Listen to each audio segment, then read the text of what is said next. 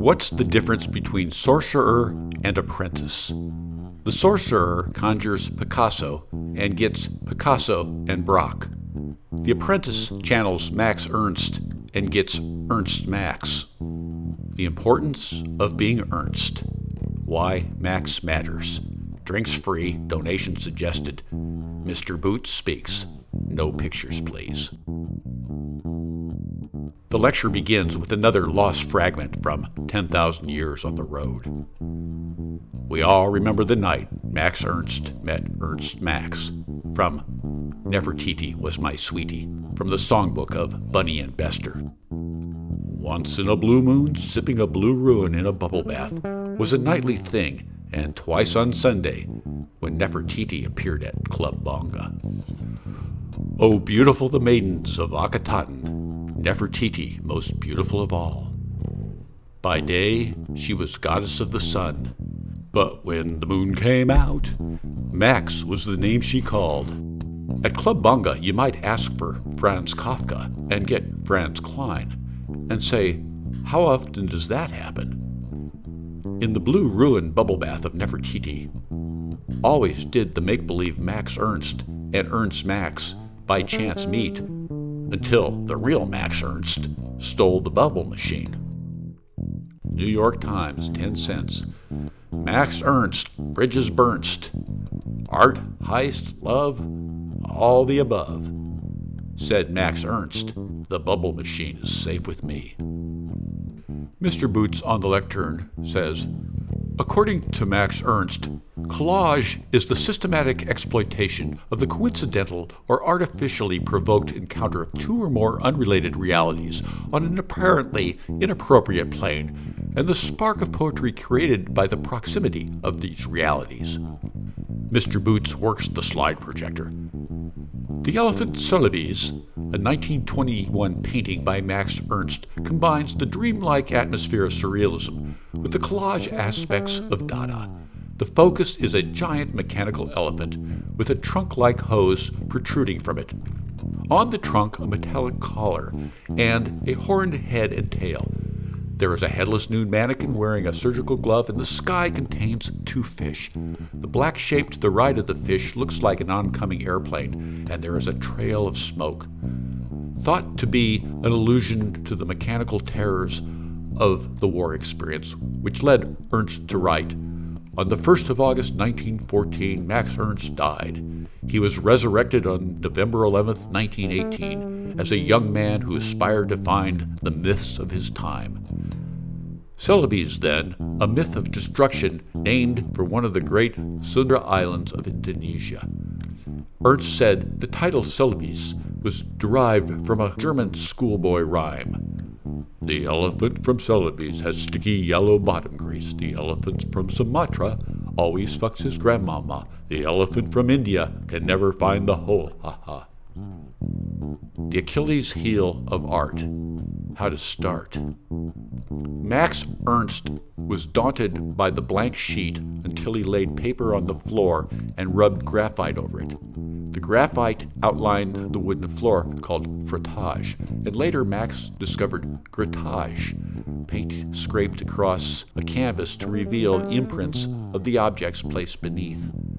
To begin, one must find the on switch. Once Max had a few lines down, he was off.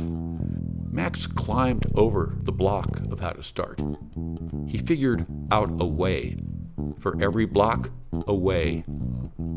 In homage to Max Ernst, Art Smitten painted The Love Machine. Spick, span, and ready to roll. 10 cents reduced from a quarter. Press go, and you're off to Cincinnati. Why Cincinnati, Marlowe never did learn. Smarty told him, don't ask a lot of questions, just paint. And when you've made the paintings, then ask the questions. Art Smitten said, taxonomy is important. The chit, the chat. The art game as Art Smitten played it was a riddle to Marlowe.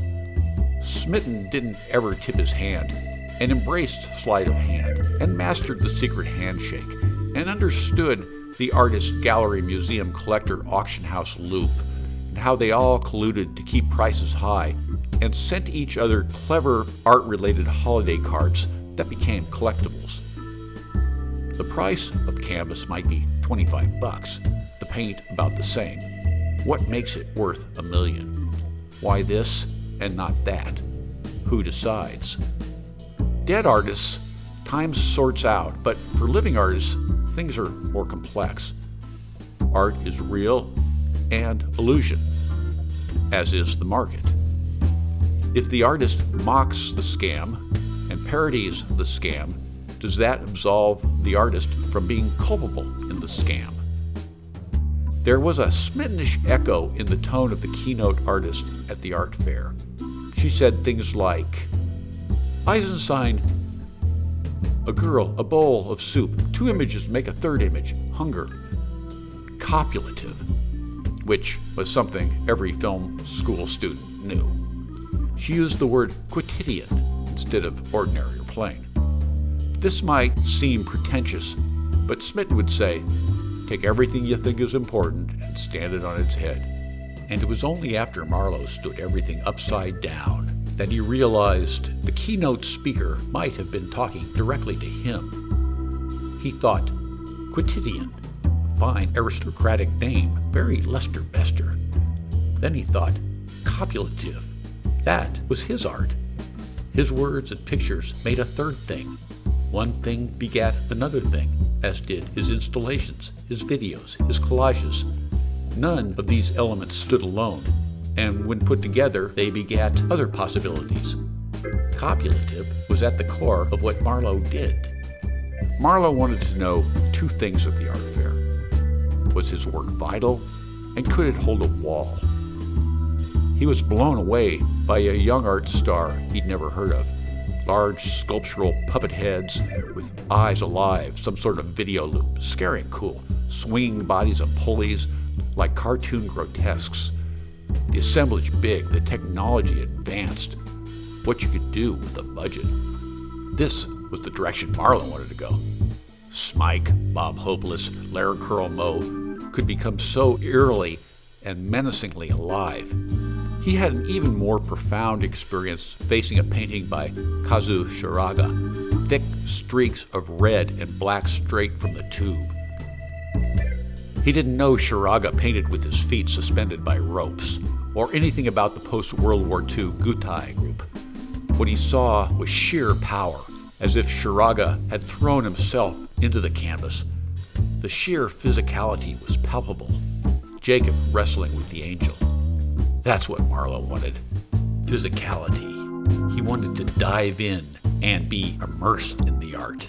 So, humbled but excited, back to the studio. Art is a site where creation occurs. Art is a field of action. How to breathe spirit into inanimate material so the inanimate may come to life. How to make that transference of spirit. Marlowe thought maybe he'd ride a tricycle with a wagon attached. A lever would control cans of paint, blue, purple, green, orange, white, violet, and black scarlet. The design would be unexpected, magical, childlike, and no one would suspect how he had done it. He saw the colors run, painting wet on wet. He felt the energy inherent in the piece, liked how it barely held together on the brink of falling apart. But what was missing was clarity. Smarty said, when you paint the sea, you must also paint the reflected sky. Interesting, because we were looking at a Sean Scully abstract. We liked Sean Scully because he painted messy. Smarty never saw abstraction as an end, too subjective. For art, an abstract surface was an image bed. Marlowe missed his friend, going to museums with him. They liked the word-based installations of Barbara Kruger and Jenny Holzer, admired cheeky Richard Prince, cherished James Ensor and Yves Klein. Smitten's Mr. Boots in Yves Klein blue sold at auction for $22.5 million, back when $22.5 was real money. They felt awe contemplating a Rothko. Smarty had painted Rothko at Costco, 2-for-1 sale. Who needs the original when our printing is so good? Marlowe can see Rothko's number 61, rust on blue. smarty in a meditative state. Suddenly, as if imparting unprovoked grasshopper wisdom, says, "Don't be a pussy or life will crush you, and don't be a dick." Bart wasn't talking to him. He was spray painting over Rothko in his mind. He was shameless that way.